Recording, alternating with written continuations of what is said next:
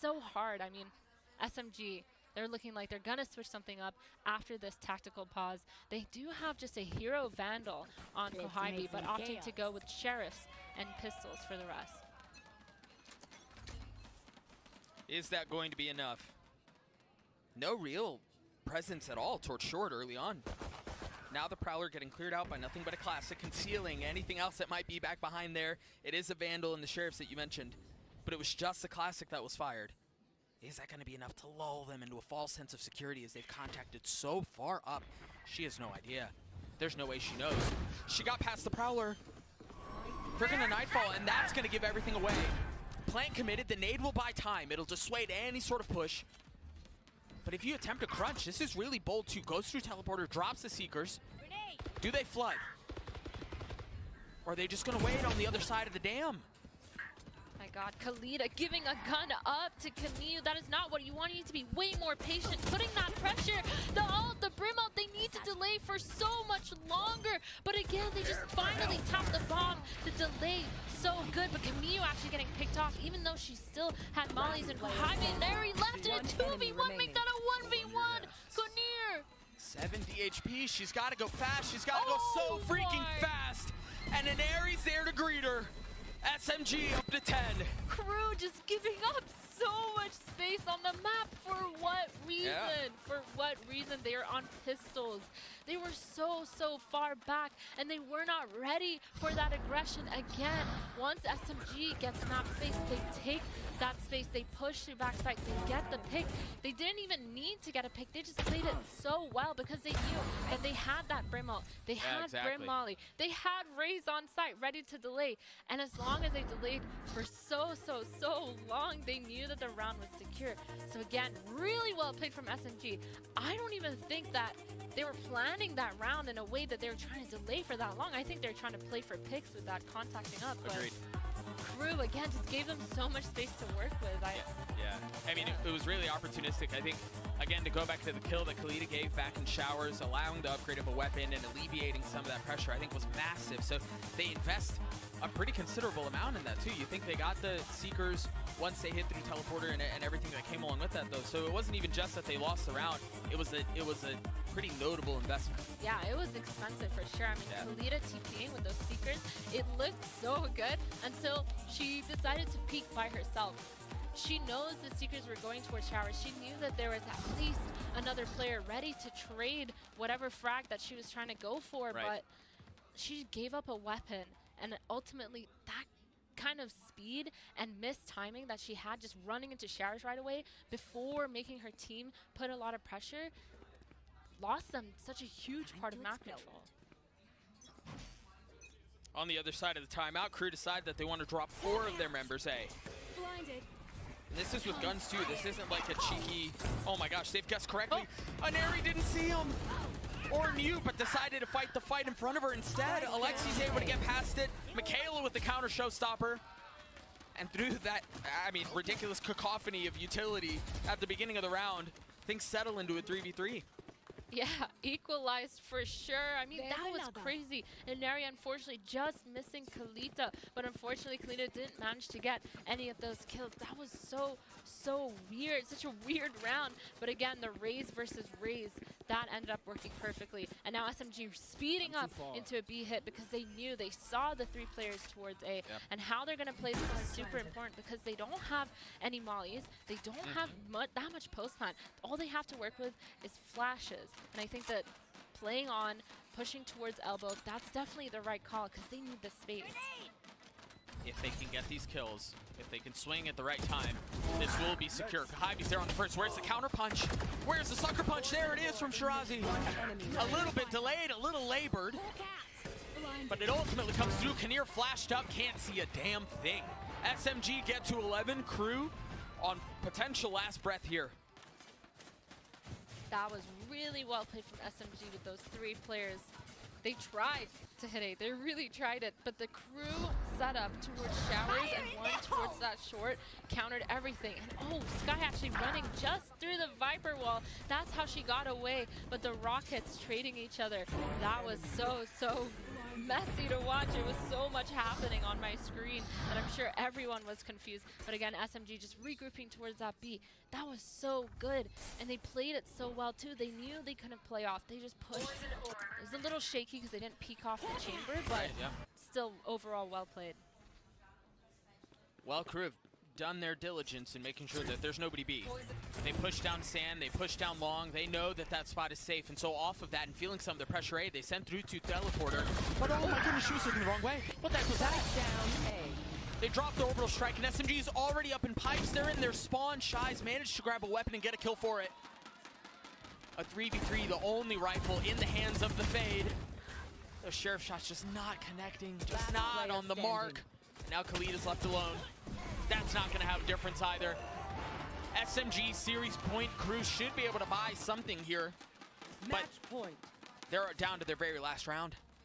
Yeah, I mean, super, super rough for crew. They do have this Viper's Pit. They can definitely get a lot of map control and force SMG to push and try to use as much util as they can because they do have limited amounts. But pushing all the way through into their spawn, that was, again, just unfortunately the wrong gamble from crew, like you said. And now we're starting to see SMG speed up the pace on how we normally would see them play, and I think it's working out great for them. So wondering if this is the round that they decide to speed it up, or they know that the other team is going to use that Viper Pit towards some of the short, somewhere in hookah, somewhere long, somewhere to just get some sort of free map control, because this is what crew desperately needs. And for SMG, I mean, I want to go back to the point you were just making, because it does seem like the pace is accelerated in these last couple of rounds. Perhaps it's smelling blood in the water, right? Realizing that you've got them exactly where you want them, and it's just going to take one final punch to knock them out. Both literally and figuratively. I mean, this is an excellent position for SMG to be in. Yeah, for sure. They're definitely, they swung the momentum their way, and this is why I was talking about crew earlier, how this is their map pick, but they definitely needed more rounds on that attack to kind of get the momentum in their way. And now this defense not looking too hot, because the two initiators, yes, they're great at info, yes, they're great at holding, at delaying, but at the same time, they don't have that senti to just be a nuisance on the defense side. So now we do see SMG grouping up towards that long B. We have the Viper as well towards hookah, not even planning to insert themselves into any sort of lurking position, just holding. But crew is all in hookah, Doug. I do like how they're doing this. I really like his defensive setup. I like how Rami's playing to be able to impact both sides of the map with her pit and then the wall. The problem is there's no one there to keep that wall in check. So they've gotten past the wall, they've gotten out onto the site, and they realize, yeah, there's a little bit that you're going to have to alleviate in hookah. But SMG just disrespect the setup entirely. Seek them out. My ult's ready. My gosh, I mean, crunching towards that hookah. They don't even need the hookah space. They know they don't need this. They're just playing for themselves, holding that long because it's such an important space to play from with the Brim Molly. But they're finally getting countered. Michaela with the instant kill on Camille. Camille needed to stay alive with her Molly there. And Alexi's now trying to do a bit of the same. You see a quick step back, but you're set up into a one and done. Just you're gonna get checked. Khalida does get one. An Airy playing back site. Michaela pushing forward.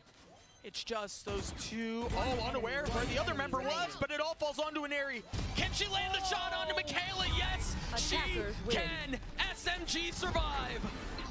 What an explosive way to end that game. I mean, a Neri clutching it out. That was so well played by SMG. Super back and forth. All of these rounds were somewhat close, actually, because they were so back and forth. Each round getting trades and trades and trades. That just shows how good the teamwork on both of these teams are. But again, after an amazing dominant performance in that first map, SMG ending on top. This is kind of what I was predicting, and this is why I made them my dark horse. I mean, yeah, you invested at the right time when the stocks were low, and they're freaking going to the moon. I'm rich right now. Yeah, you're making a killing off of this. It's been so much fun to watch this SMG squad continue to develop and to show, I think, a lot of different sides, a lot of different facets to their gameplay and their approach. You know, they've shown, I think it was an Airy that we saw at the very beginning. She was like showing to the camera she was just going to hold W. Yeah. We saw that. We saw some of that. We also saw the very calculated, very technical, very methodical approach to the macro game. SMG, I mean, they're the real deal. I think the biggest thing that SMG brings to this table is how fast their reactions and protocols are. Yeah. Like as soon as they know that something is happening, if they don't have numbers advantage, if they think they're getting flanked, if they they have an answer for everything. Right. And coveted is just so fast to call these as well. We talked about hive mind mentality, and I'm going to keep bringing that up every time I talk about SMG because they're so collected and together in these decisions. I mean, it is something that is like an IGL stream that you just like pause something and everyone knows what to do. Right, like, and it happens on the fly. Right away. And that takes a lot of trust, and well, we have to, I mean, we've got to remind you good people at home, when you're like, what was it, 35-0? Yeah. Domestically, and you come onto the international stage, you win your first series, that deserves you, right? That earns you a little bit of trust. And they continue to lean into it. Yeah, they took a loss. That's how they find themselves in the lower bracket, but this SMG squad does not seem to be taking a step back on that whatsoever, and we have to say goodbye to Crew. You see a final bow before the fans here in the studio, but SMG with plenty to smile about. Yeah, I mean, taking that loss, they took it like champs because obviously they learned from the mistakes. They learned how to keep their mentality up, and they showed us that they're not out of it just because they ruined the streak. You know what I mean? Yeah, there are a lot of teams who crumble behind that. We're going to throw it down to Yinsu and the rest of the devs to break down that series. It was a good one. Yeah, it was a good one indeed, Doug and Athena. Yes, unfortunately, we had to say goodbye to Crew. Thank you. They fell to some of the crazy plays of SMG. I've got one to show you guys right here in the Verizon high-speed moment. There's a few we could have picked for this, but Baby Bay, this round was a really, really crazy round, and the timing of them winning this as well.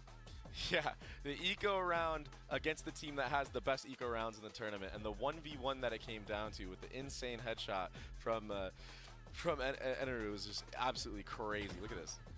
Eneri, sorry. And she was just on point. And like the casters were saying, she was running it down the whole time. A little bit too much, though. I'm not going to lie. She's getting punished a little bit. But nevertheless, there was signs of life early on in that game from Crew. And I did like the way they were playing, especially their post plans. Yeah, it was really neck and neck. Obviously, like, Crew should walk away still feeling good about that series. I think there's a lot of good performances from the team, especially Shy's had a really pop-off moment there. We started doing some trash talk. So, you know, despite the loss here, obviously they're going to walk away with still having that first international. Yeah, it is an improvement, and who knows, Safa, next year they come back, they get another. That's how you do it, right? You got to learn something from every time you come to these tournaments. Yeah, of course. And, you know, you're looking at LATAM as a whole, and they continue to dominate that region. And so, like, right now, I'd say that, you know, there's still a lock as you look ahead for the future, and they're going to take this experience and learn from it. The thing is, though, SMG, they live to see another day, and they are looking scary in that lower bracket. It's time to send it down to the stage. Dexina is standing by with Eneri for the Verizon post-match interview.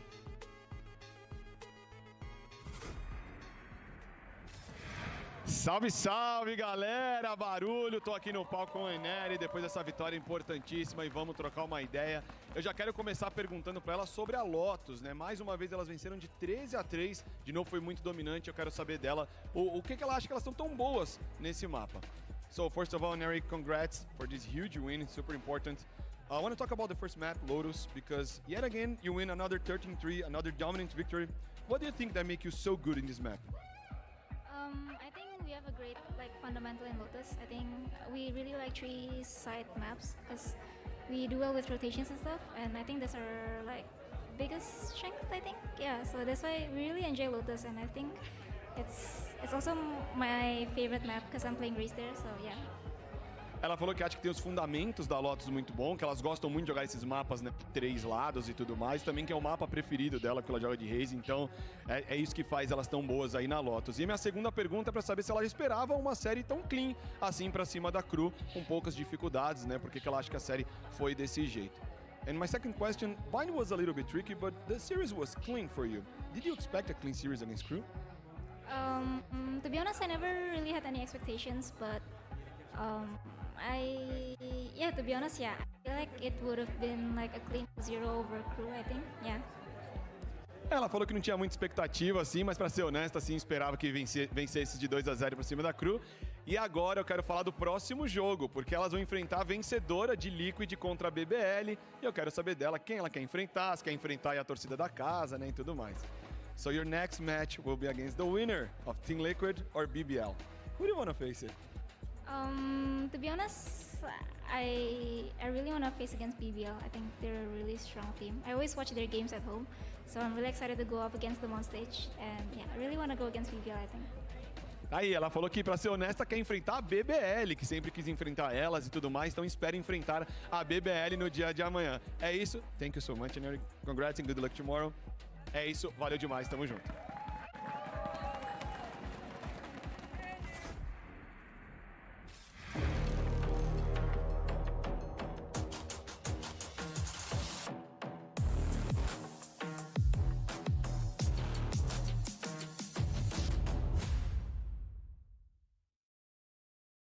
When people think about esports, what's the first thing that comes to mind? Players, obviously, but there's so much more.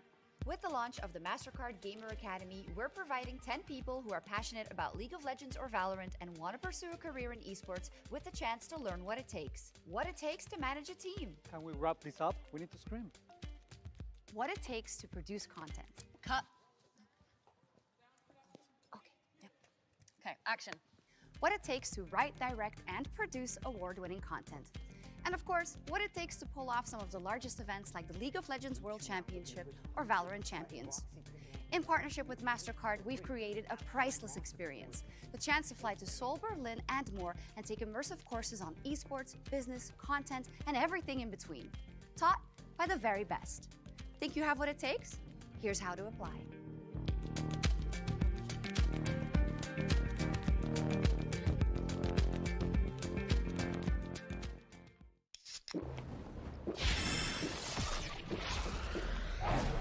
Red Bull gives you wings.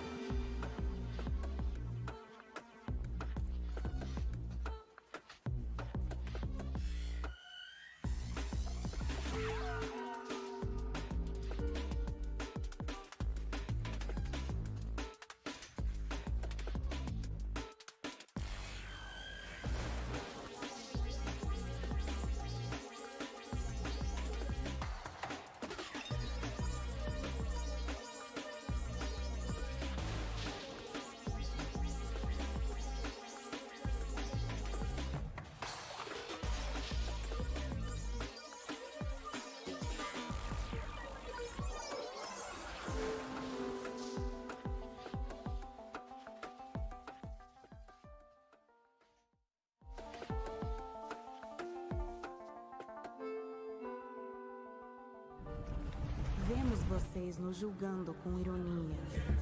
Ouvimos os seus comentários maldosos pelas nossas costas.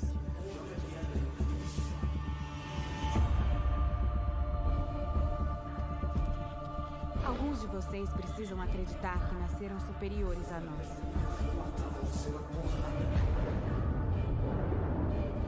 Não vamos convencê-los de nada, mas vamos mostrar a vocês.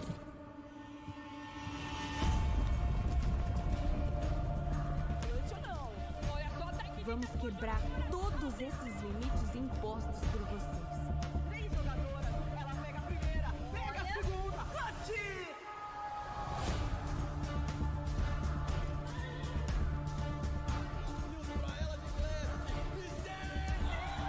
Nós vamos ultrapassá-los e sairemos do outro lado mais fortes do que nunca.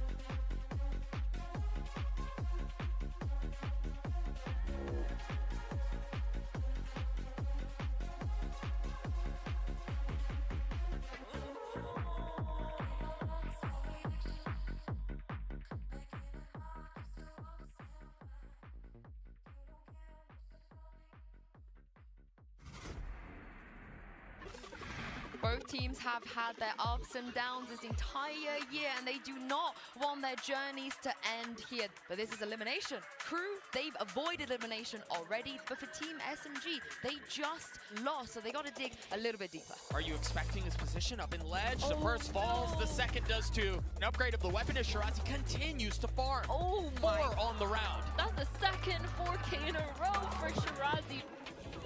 Crew understanding they're going to have to fight into some of this aggression, and Kamiyu lights up the kill feed. She's on the board. 3 kills on the round. Crew so obviously not ready for this aggressive SMG that we're seeing, and this is the SMG that we saw on the first day that we really, really like. It's just Kinnear left on site. That's going to be a lot to hold on her own. Rami playing over there. Kinnear getting the first, not able to get the second, but there she was. Almost had the shot. 13-3, absolute dominance in favor of SMG.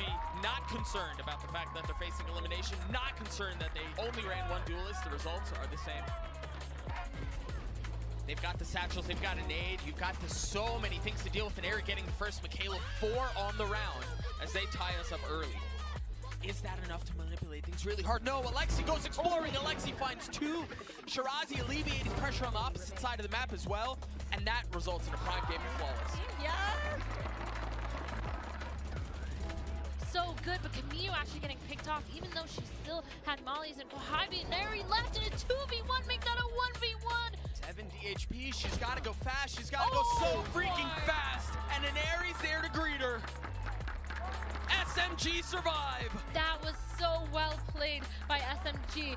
Super back and forth. All of these rounds were somewhat close, but again, after an amazing dominant performance in that first map, SMG ending on top.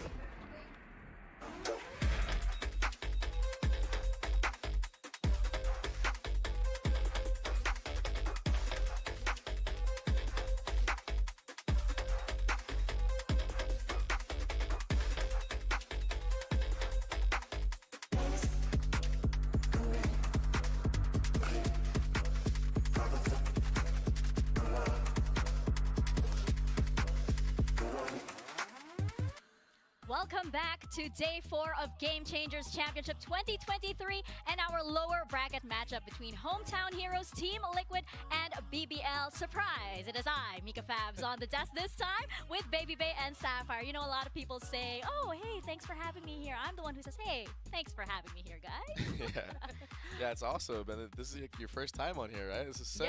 Yes. Oh, it's nice. I love what you've done with the place. Yeah, this is all us. This is all me. Yeah, good job, guys. Good job. But I am super excited because it is going to be Team Liquid versus BBL. And Team Liquid, they avoided elimination and won in front of the hometown crowd on the backs of so many. Georgina, 4K, Sapphire. It was amazing. She is like the gatekeeper, I feel like, for Team Liquid on every single match they have. Right, it's insane. Obviously, people always talk about Daiki and Bastarda, but Georgina popped off yesterday. There were, I think, 4Ks throughout the series. There's so many like insane headshots, nice transfers, and not only like are those pivotal for helping the team win the rounds, but like her pop-offs, her energy, her excitement got not just her team going, but the crowd going, and all of Brazil is behind Team Liquid. That's exactly what I was going to say. As a player, when you get those 4Ks, it just gets you amped up, and it feeds into every single one of your teammates, and it just brings this energy that they honestly needed, especially here at the home crowd. Speaking of which, you know, that seems to be like the thing with Team Liquid. They were playing with a different sort of fire yesterday. I know that the map was like quite close, but it didn't feel that way. It felt like it was like, you know, there was this amazing momentum that the team had, right? And you saw it in all of the players. Daiki, for example, had such an amazing game yesterday. We cannot stop talking about this girl because she is definitely one of these players that we love to look out for, especially since, you know, we saw how, like, you know, all of the IGLs in this tournament right now have been popping off and have been, like, you know, have this experience behind them. But Daiki is like, she has the home crowd behind her too. She's incredible. I am such a big fan of this player, and she is so young too. Like, her career is just getting started, and she's already one of, if not the best IGLs in one of the strongest regions in Game Changers, leading her team on this hopeful lower bracket run. She's an amazing firecracker, and I have been waiting for this moment, you guys. All week, people have been throwing to me outside, and now it's my turn. Let's send it over to Janiro, who is standing by with Daiki. Hi, Daiki. Hey, how's it going? How are you doing? How are you feeling today? Really good, really confident. All right, so the confidence was showing yesterday. You guys came out in full force. It was a little bit of a slower start to the tournament. So how are you looking to keep that momentum going? Because the crowd absolutely loved it. We just try to keep the confidence, and I think it will be all good. So that's it. I will not do something different. Just keep confidence, and that's it. That's it. Really confident. Thank you so much. Good luck out there. Back to you guys. Oh, well, I think if they keep that kind of confidence, they have nothing to worry about, Baby Bay. I mean, Yeah. look at this. They have such creative fans. They have all of the support out there. Yeah, and just straight to the point, huh? 2XO versus EG. Just serious about it, you know what I mean? And this is what I like to see. They have a goal in mind, and they want to take this run all the way through to the finals. Yeah, it's amazing too. I love that Daiki, by the way. She seems to be a kind of like an inspirational IGL. Yeah. I actually saw her earlier, you know, as the team rolled in. She was feeling good, and I was asking, you know, yesterday was so crazy. Were there any crazy calls that you were calling out? Because like we mentioned earlier, the energy was different, and she was saying how two particular rounds stood out to her. There was that one round on Ascent, I believe it was round 8. We might see it later on, but where she just basically decided to bait herself so that Bastarda could get that nice kill. And looking back at that, she actually does that. She sets up her team for the best possible scenario, Sapphire. Yeah, she's definitely a team player, and that's that round where she literally is just tanking the Killjoy ult because she has so much faith in her player Bastarda to help her win the round. But yeah, she's always looking out for the team, sacrificing herself for the betterment of the players. Yeah. And the craziest thing about this is she's still dropping bombs while she's doing that. She's top fragging in the server. She has the most assists, and she's IGLing and setting up her team. It's just like crazy to see this out of an IGL. Yeah, exactly. I think she had like a number of, I can't remember the exact number, but a number of Sky assists as Yeah, well. like 20 plus in that map. It was absurd. Exactly. She is crazy. And not to mention, you know, okay, we mentioned how like Daiki is an amazing IGL, and she's like an emotional leader too. She really like ramps up the rest of her team. Vanya, though, who she will be up against, this is such a good head-to-head IGL matchup, by the way, because Vanya is also somebody who goes above and beyond for her team, because she's also such a diverse player, and it literally comes out in her playstyle, Sapphire, whether it's like clutch, entry, or just holding a site. Yeah, Vanya really can do it all, as well as just being this incredible leader, like always keeps her composure too. You can tell she never necessarily gets frustrated. She's actually very cold, you know, just very like low-key mediocre, like doesn't show any like hints either way how she's feeling. But yeah, you know, as we saw in those stats there, like Vanya's just a little behind where we think she could be, but we know what we saw from online play. She is one of the best players in the world. Yeah, and we were also hyped to see BBL take on Shopify Rebellion, right? And they only got, unfortunately, 7 rounds, Baby Bay. 7 rounds total. What do they need to do to come back? Yeah, that was brutal. And I mean, listen, they're no stranger to playing with difficulties all year. They had ups and downs this entire time, so I'm not counting them out by any means. But I do think that's this momentum that Liquid has, coming off of a win, and especially playing from the home crowd, I think this is going to be a really, really tough test for BBL, and we are going to need to see the Vanya that we saw online throughout the year, because during this whole tournament, she's had moments of greatness, but she's not quite taking over how she has. Not to mention, you know, BBL here, we've been wondering as well how they would perform on LAN, right? This is their first big international event, and I was chatting with Felipa earlier, and she mentioned that there's a lot of things that they're adjusting to, you know, things like even the crowd is a factor, right? It's their first international LAN event, and it just feels like since the very beginning, BBL has drawn the shortest straw here, and there's just a series of unfortunate events that's been following them around. Yeah, they've had some tough matchups here, especially on what you'd maybe call like the home field advantage when you play on Ascent. It's always called the Turkish Ascent and the Turkish Jet. We usually expect a great performance from the team on that, as well as Haven, but that's not where they found success so far in this tournament. So obviously, you know, they have so much experience there. We know they play those maps very well, but they play them very aggressive, intelligently, so hopefully we're seeing more of that today.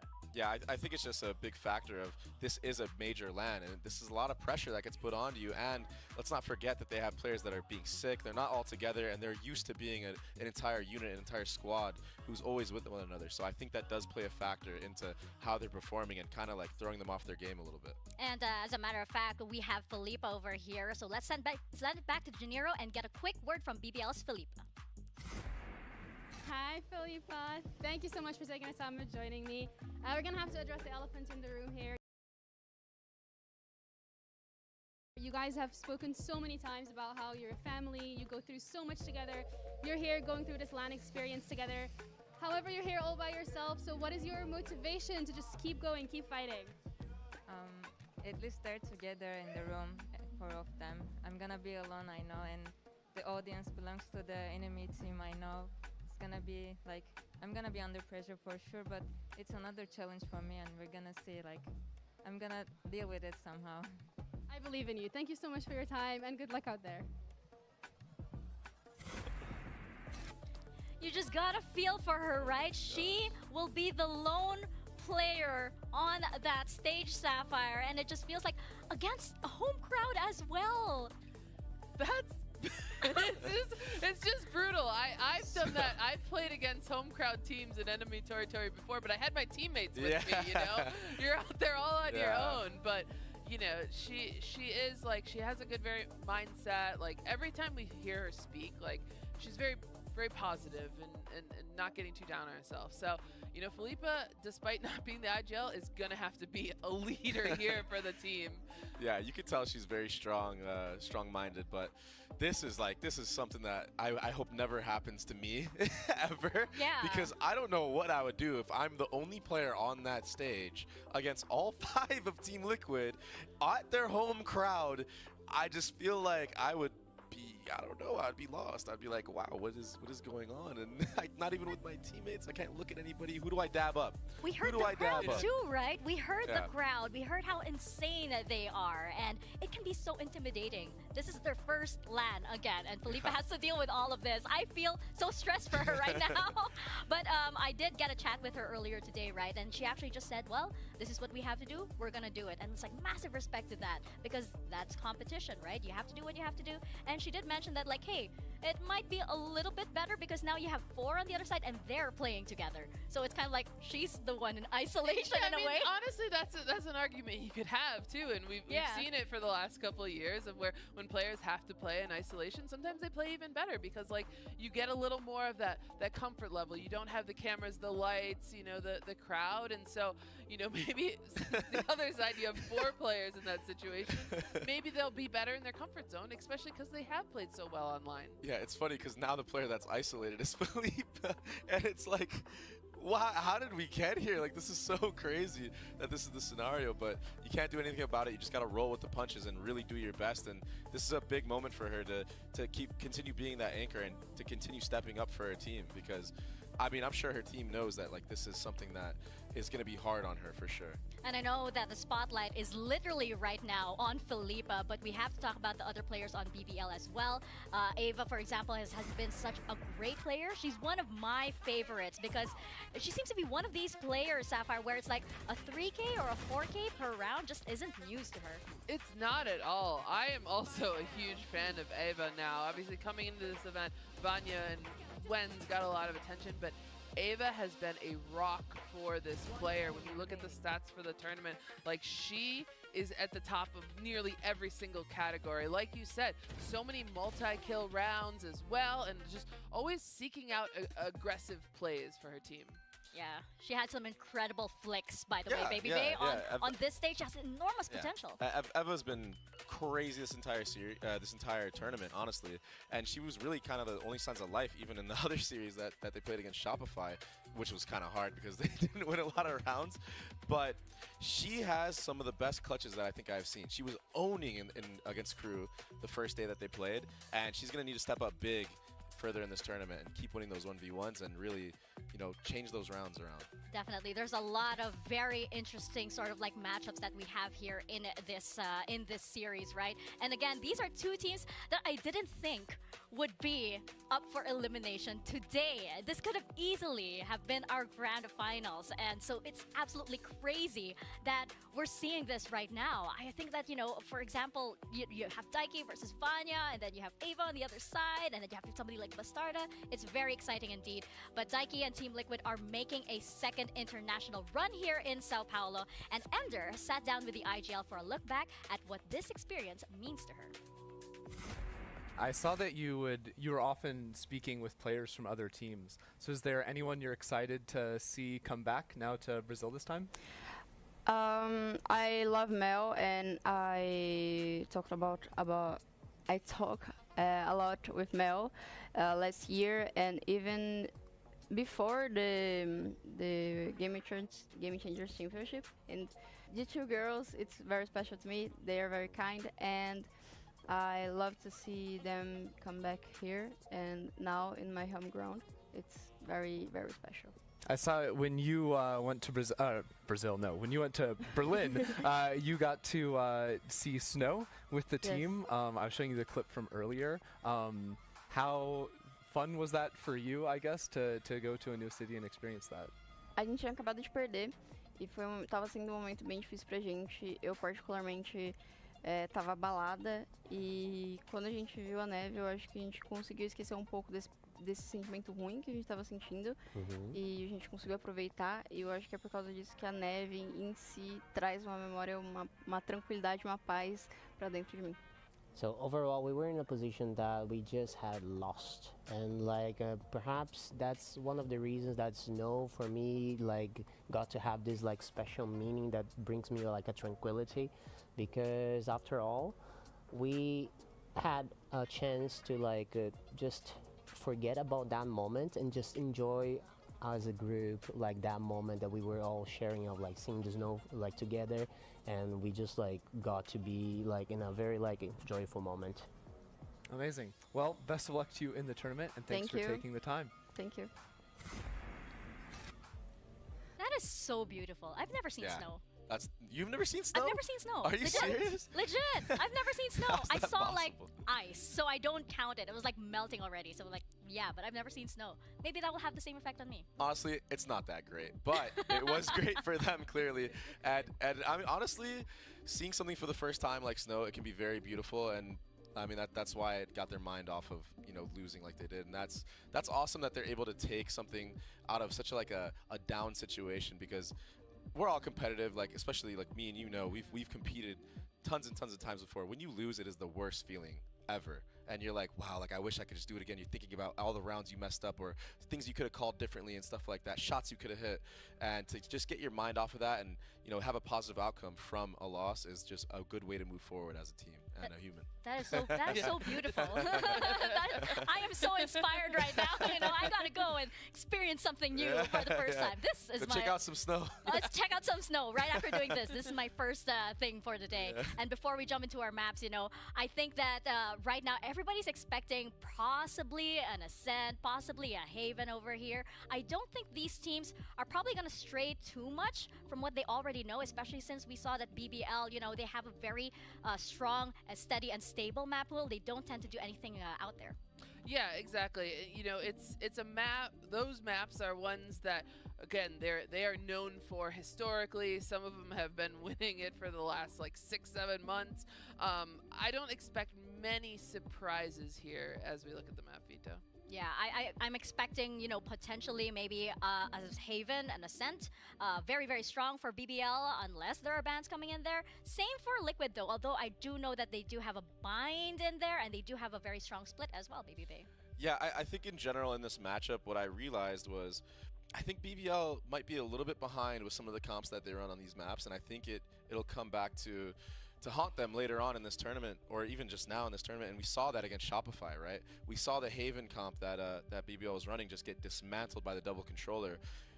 And I'm pretty sure Team Liquid is pretty ahead of the meta. Like, they run these new comps. A lot of these comps that are played, especially the double controller comps, were originated from Brazilian teams. So I think they're going to have the advantage overall in the series with comps on almost any map they play. Obviously, Ascent is a map that's very standard and it's very strong for BBL, and BBL is going to look to, like, you know, reclaim their throne as the kings of Ascent if that map goes through, because the performance they had against Shopify, that was really lackluster. Yeah, they're definitely looking for redemption, but first,